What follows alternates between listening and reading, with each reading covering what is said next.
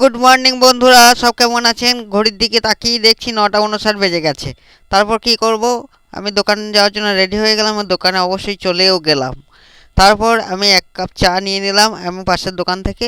তারপর কম্পিউটারটা যথারীতি আমি ওপেন করার চেষ্টা করলাম এবং কম্পিউটারটা ওপেনও করলাম। তারপরে সেই চা দেখতে পেলাম এবং চায়ে চুমুক দিতে দিতে দিতে দিতে আমার হঠাৎই মনে পড়ে গেল একটা কাস্টমার বলেছে তার টাইপিংয়ে কিছু কাজ আছে। কিন্তু কি করব, আমি যথারীতি সেই টাইপিংয়ের কাজটা করতে লেগে গেলাম। তারপরে আমি হঠাৎই মনে পড়ে গেল একটা কাস্টমার আছে, সেই কাস্টমারটা ছবি করতে দিয়েছিল, সেই ছবিটা নিয়ে যাওয়ার জন্য ফোন করব ভাবছি। ঠিক সেই টাইমে কাস্টমারটা আমাকে ফোন করে বসলো। পাশের পাড়ার একটা ভাই এসে আমাকে বলছে, কাকা তুমি আর ওইদিকে কেন যাও না? আমরা আগে ওইদিকে গল্প করতাম, যেতাম, একসঙ্গে বসে থাকতাম। তারপর আমাদের যে বসের স্টুডিও আছে না, সেই স্টুডিওতে একসঙ্গে বসে থাকতাম, গল্প করতাম আমরা।